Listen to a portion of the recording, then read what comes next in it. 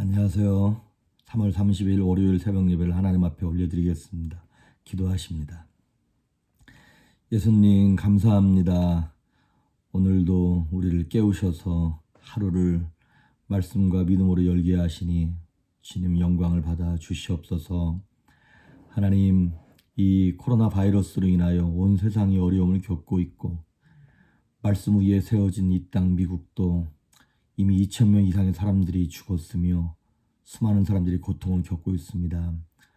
하나님, 우리의 잘못을 용서하시며 회개할 것들을 회개하고 이 어려움의 때에 엎드려 하나님의 은혜를 구할 수 있도록 이 땅을 불쌍히 여기시며 주의 자녀들을 불쌍히 여기시고 긍휼을 베풀어 주셔서 하나님의 기적 같은 손길로 치료하시며 치유하시고 우리를 회복시켜 주시옵소서.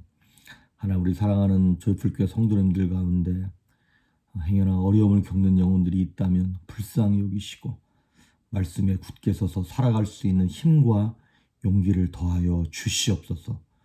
오늘도 말씀으로 새 힘을 얻기를 간절히 소망하며 예수님의 이름으로 기도했습니다. 아멘. 우리 옛날 찬송 172장, 새 찬송가 183장, 빈들의 마른 풀같이, 요즘같이 심령이 이렇게 빈들처럼 메말랐다라고 하는 생각이 들 때에 이 찬양이 아주 힘이 되는 것 같습니다. 빈들의 마른 풀같이 시든 나의 영혼, 주님이 약속한 성령 간절히 기다리네.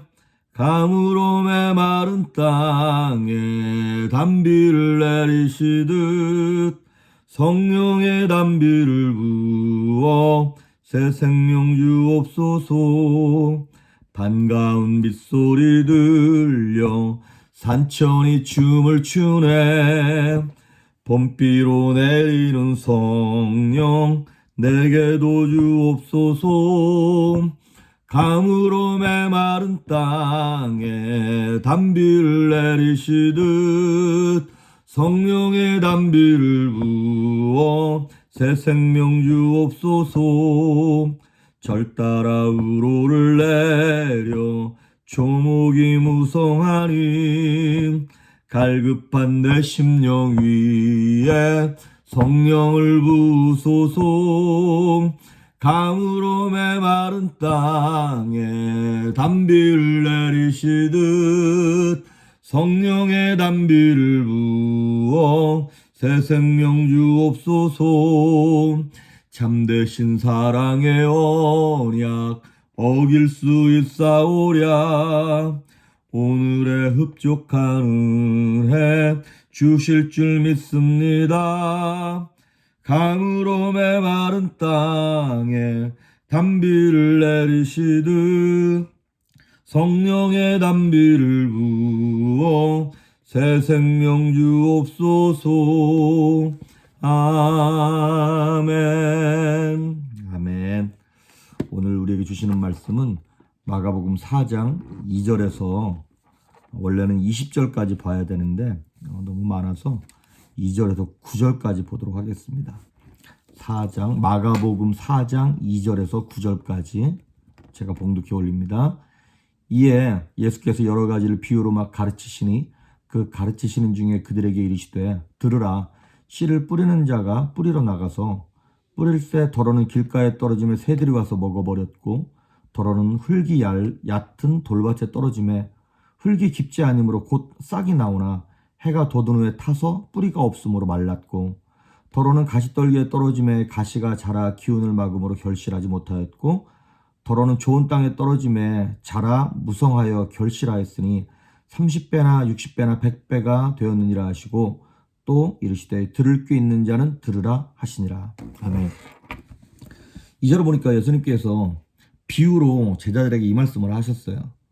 우리가 흔히들 비유의 목적은 무엇이다면 알아듣기 쉽게 만약에 어린아이들에게 어떤 어려운 걸 설명할 때 예를 들면 말이지 이렇게 설명하는 것처럼 그것이 바로 비유다 이 말이죠. 그런데 예수님이 하신 비유에는 한 가지 독특한 특징이 있습니다. 그것이 11절과 12절에 이렇게 나와 있어요.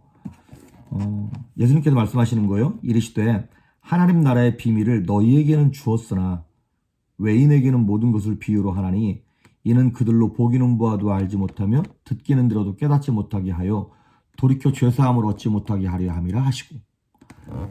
그러니까 하나님의 비밀을 깨달아야 할 자들이 있고요. 아니면 마음이 너무나 교만해서 깨달으면 안 되는 자들도 있다는 거예요.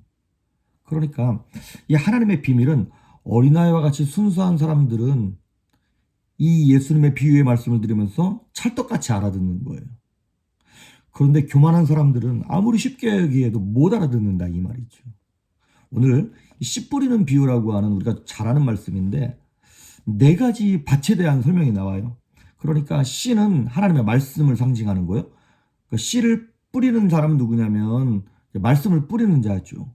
그 다음에 밭이 네 가지 밭이 나오는데 그 밭은 바로 우리들의 심령밭을 얘기하는 것입니다.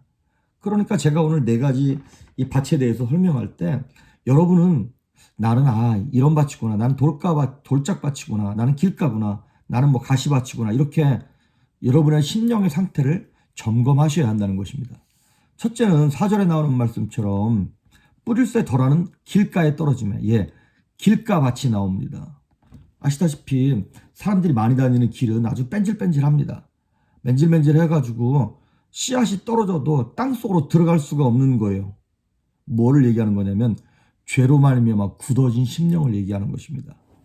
그래서 15절에 보시면 이것에 대한 설명이 나오는데 말씀이 길가에 뿌려졌다는 것은 이들을 가리키니 곧 말씀을 들었을 때 사탄이 즉시 와서 그들에게 뿌려진 말씀을 빼앗는다 그랬어요. 이 말씀이 들어가서 이렇게 박힐 수 있는 흙이 좀 있어야 되는데 너무 맨질맨질하다는 얘기는 마음이 너무 교만한 거예요. 너무나 마음이 강팍한 거예요.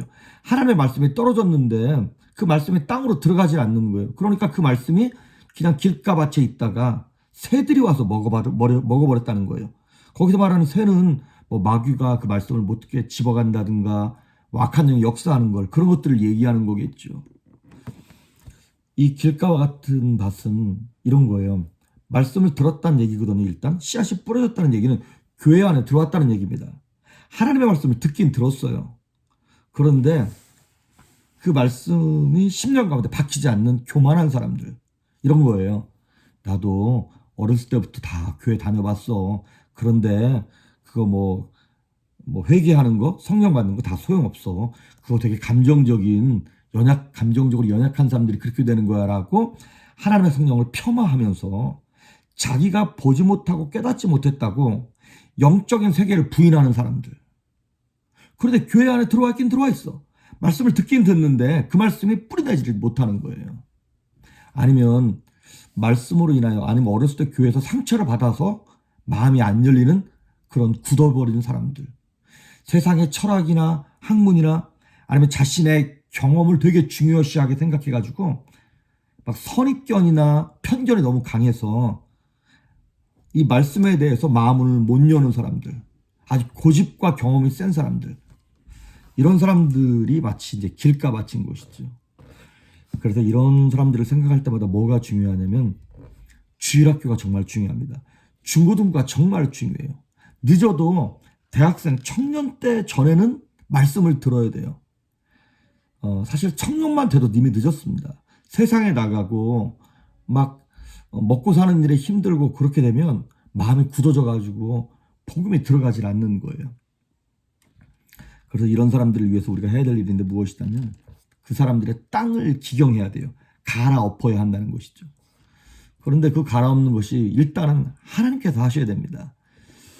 그 사람이 말씀을 받아들일 만큼 땅이 기경되려면 가장 확실한 방법은 고난이더라고요. 하나님께서 그 사람에게 고난을 허락하시면 땅이 확 뒤집어지는 거예요. 그러면서 그 완악하고 강팍했던 굳어졌던 마음들이 부드러워져요. 그때 이제 말씀이 들어가는 것이죠.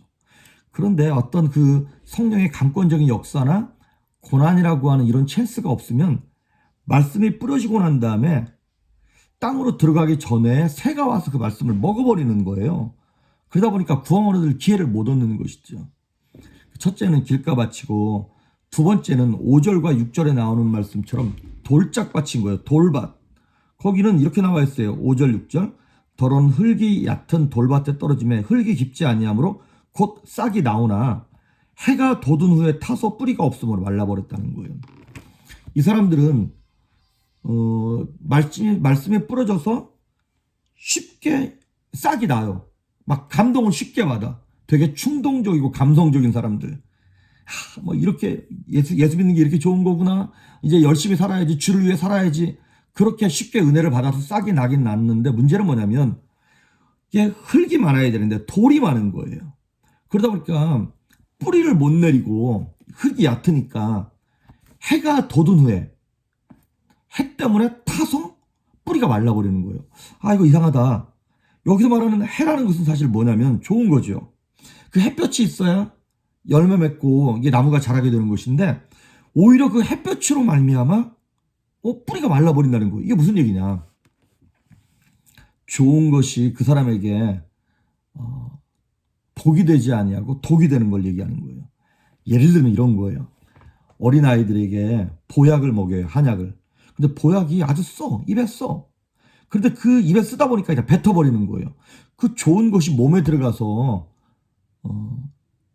복이 되어야 하는데, 득이 되어야 하는데 입에 쓰니까 그냥 뱉어버리는 거예요.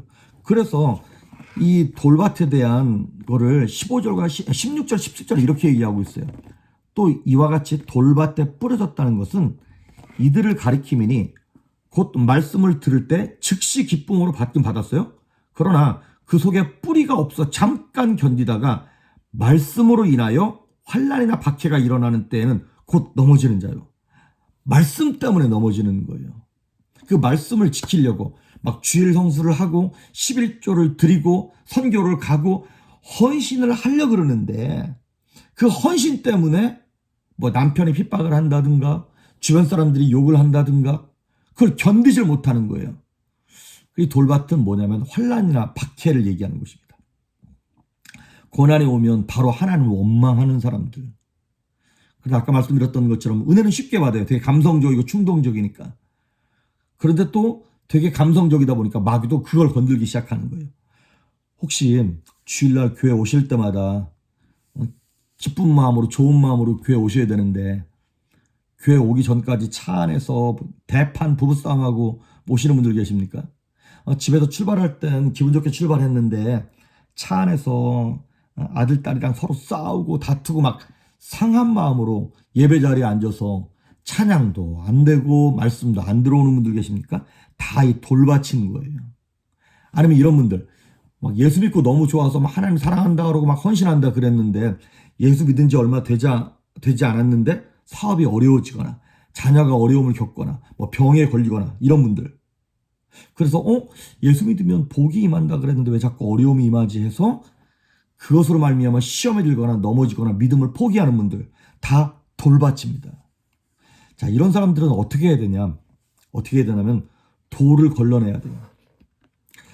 돌을 걸러낸다는 게 뭐냐면, 돌이 뭘 얘기하는 거냐면 세상적인 방법, 세상의 사고, 내 경험 뭐 이런 것들이에요. 그런 것들 자꾸 빼내는 작업이 필요해요. 그 돌을 치워내고 거기 흙을 갖다 쌓아야 되는 거죠. 흙을 쌓는 게 뭐냐면 사실은 말씀으로 계속 은혜의 비 같은 걸 내리는 거예요. 그래서 꾸준한 말씀 훈련으로 말미암아 밭 자체는 사실 좋아요. 단지 흙이 얕아서 그런 것이지. 믿음은 들음에서 난다 그랬잖아요. 하나님의 말씀을 계속 들려줘서 내 생각을 빼내는 작업이 필요한 것이죠. 자, 세 번째는 뭐냐면 7절에 나오는 말씀처럼 이제 가시밭이에요. 더러는 가시떨기에 떨어짐에 가시가 자라 기운을 막음으로 결실하지 못하였고, 사실 이 가시떨기 밭도 밭 자체는 굉장히 좋은 밭이에요. 그런데 문제는 뭐냐면 씨앗이 자라면서 옆에서 가시떨기도 가시나무도 함께 자라는 거예요. 18절과 19절에 이렇게 얘기하고 있습니다. 또 어떤 이는 가시떨기에 뿌려진 자니 이들은 말씀을 듣기는 하되 세상의 염려와 재물의 유혹과 기타 욕심이 들어와 말씀을 막아 결실하지 못하게 되는 자라 그랬어요. 세상의 염려, 재물의 유혹, 욕심. 그러니까 이 걱정이 많은 분들 있잖아요. 아니면 물질 때문에 매여가지고 신앙생활 하는데 늘 어려움을 겪는 분들. 이런 사람들은 신앙이 크지 못하는 거야. 열매를 맺긴 맺어도 되게 비실비실한 열매를 맺든지 아니면 꽃을 맺는 것까지는 해. 근데 꽃이 떨어져야 열매가 맺어지는 거잖아요. 막 은혜를 받는 것까지는 잘 받아. 그런데 은혜 받고 난 이후에 막 인내하고 참으면서 성령의 열매를 맺어야 되는데 열매를 맺을만 하면 시험 들고 맺을만 하면 속상하고 넘어지고 그런다 이 말이죠. 그러니까 말씀의 씨앗이 막 강력하게 자라야 되는데 이 말씀의 씨앗보다 더 강력한 막 더 잡초의 생명력이 있는 거예요. 그래서 막 이 말씀이 자라지 못하게끔 숨통을 조이는 것. 그래서 세상의 염려와 근심, 그 다음에 막 정욕과 욕심이 많은 분들. 이런 분들의 특징이 뭐냐면 하나님의 일에 헌신하려고 하면 무슨 일이 터져. 막 그 하나님께 받은 은혜가 감사해가지고 막 이거 하나님께 드려야지. 막 모으고 모아서 드리려 그러면 갑자기 돈 들어갈 일이 생겨. 아니면 휴가 내가지고 이번만큼은 꼭 중국 선교 가야지. 선교를 가려 그러면 선교 가기 며칠 전에 또 무슨 사건 터져. 이런 분들이 다 뭐냐면 이 가시떨기인 거예요. 막 걱정될 만한 일들이 막 생기고. 성경에 부자 청년에 관한 얘기가 나오죠. 예수님께서 부자 청년을 보시고 너는 나를 따라와라. 그를 보시면서 사랑해서. 성경에 그런 말 나온 사람들 별로 없어요. 그런데 예수님이 그 젊은 청년을 사랑해서 너는 나를 따라와라 그랬어요. 그런데 이 청년이 가진 것이 많아가지고 이것을 버리지 못해서 심히 근심하고 돌아갔다는 거예요. 이 청년은요, 예수님의 말씀이 진리인 줄 알았어요. 그럼에도 불구하고 자신의 욕심과 하나님의 말씀이 충돌하니까 욕심을 포기하지 못하는 것이죠. 그래서 이 가시떨기가 사실 일반적으로 보면 교회 안에 가장 많아요. 신앙생활을 오래 한 사람들 가운데 겉모양으로는 막 꽃이 펴. 열매도 어느 정도 맺어가는 것 같아. 하지만 결정적인 순간에 열매가 떨어져 버리는 사람들. 아니면 열매를 맺긴 맺었는데 먹을 만한 열매가 아닌 거예요. 그래서 아까 돌밭 같은 경우에는 땅을 기경하면서 말씀으로 말미암아 흙을 쌓아야 된다고 말씀드렸는데 이 가시밭 같은 경우에는 뭐냐면 이런 거예요. 성령 충만함이 마스터키예요. 그러니까 성령 충만하지 않으면 세상의 염려, 재물의 유혹 이것이 계속 오는 거예요. 그러니까 성령 충만해서 성령의 기름이 계속 부어져야 이 막 활이 밝힐 수 있게 되는 것처럼. 그런데 성령의 기름을 계속 부어주지 못하면 불을 밝히긴 밝히는데 심지가 타는 거예요. 기름이 타는 것이 아니라 심지가 타. 그러니까 뭐 밝히긴 밝혀지는 것 같은데 하나님의 일을 하긴 하는 것 같은데 그림이나 심지가 타니까 맨날 연기 새카맣게 나고 막 냄새 나고 그 사람을 보면 교회에서 열심히 일하긴 일하는 것 같아. 그런데 하고 난 다음에 뒷말이 많아. 원망하고 불평하고 나중에 시험 들었다는 얘기 나오고. 그래서 혹시 신앙생활을 하시면서 뭐 하나님의 일 꽤 하는데 뭐 할 때마다 시험 들거나 불신앙이 들어오거나 염려가 있거나 의심이 생기거나 이런 분들 계십니까? 이런 분들은 성령 충만함을 위해서 기도하셔야 됩니다. 성령 충만, 진짜 심령을 뜨겁게 하는 데는 제일 좋은 게 뭐냐면 기도잖아요. 기도를 많이 하면 많이 할수록 열심히 하면 열심히 할수록 심령이 뜨거워지잖아요. 그래서 쌓여진 흙, 그 좋은 흙 가운데 막 기도로 성령의 기름을 붓는 거죠. 마치 퇴비 같은 것들을 땅에다가 막 부었을 때 땅이 막 이렇게 옥토처럼 변하게 되는 것처럼.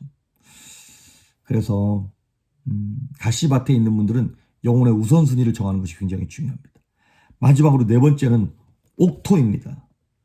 이 사람들은 8절에 보니까 더러는 좋은 땅에 떨어짐에 자라 무성하여 결실하였으니 30배나 60배나 100배가 되었다 그랬어요. 이 옥토는 말 그대로 하나님의 말씀을 듣고 순종하는 사람들입니다. 착하고 좋은 마음으로 말씀을 듣는 거예요. 때로는 내게 부담이 되고 갈등이 되는 말씀이 떨어졌을지라도 생각 자체를 내게 복을 주시려고 하시는 하나님의 축복의 말씀이야 라고 그렇게 받아들이는 것이죠. 내 선입견, 내 경험, 내 고집, 내 지식을 내세우지 아니하고 하나님의 말씀의 권위 앞에 내가 엎드려지는 것입니다. 주님 말씀하시면 내가 듣겠나이다라고 하는 마음을 가진 사람들, 이 사람들이 바로 옥토 같은 심령이다 이 말이죠. 그래서 여러분, 영혼의 부흥은 말씀에 대한 갈망에서부터 시작됩니다. 우리 아까 막 찬양했잖아요. 빈들의 마른 풀처럼 막 하나님의 말씀을 갈급해하는 사람들이 바로 옥토가 되는 것이죠. 에스겔서 36장 26절 27절에 보면 내가 내 영을 너희 속에 두고 내 마음을 너희에게 두어서 너희 굳은 마음을 제거하겠다고 말씀하고 있습니다. 그렇습니다, 여러분. 이 길가밭, 돌짝밭, 가시밭 다 옥토도 마찬가지예요. 정기적으로 주기적으로 땅을 기경해야 합니다. 묵은 땅을 갈아엎어야 합니다. 인삼은 한 번 심으면 3년 동안인가가 뭐 그 땅 지력이 다 쇠해가지고 안 된다잖아요. 그러면 그 땅을 막 갈아엎고 막 퇴비를 주면서 새롭게 해야 되지 않겠습니까? 저와 여러분이 오늘 이 네 가지 밭 가운데 나는 어떠한 밭에 속해 있는가를 한번 생각하시면서 오늘 하루 하나님 내 심령 옥토가 되길 바랍니다라는 마음으로 하나님의 말씀을 아멘으로 순종할 수 있기를 주의 이름으로 축복합니다. 오늘도 시간이 좀 너무 많이 지났는데 죄송합니다. 오늘 외우셔야 할 하나님의 말씀은 시편 119편 105절입니다. 주의 말씀은 내 발의 등이요 내 길의 빛이니이다. 이 말씀 생각하면서 오늘 하루 승리할 수 있기를 주의 이름으로 축복합니다. 기도하십니다. 예수님 감사합니다. 오늘 하루 주의 말씀이 내 길에 빛이 되시며 내 발의 등불이 되어주셔서 우리를 인도하시고 옥토 같은 심령이 되어서 하나님 말씀 붙잡고 30배, 60배, 100배로 열매 맺는 성도가 되게 하여 주시옵소서. 감사드리옵고 예수님의 이름으로 기도했습니다. 아멘.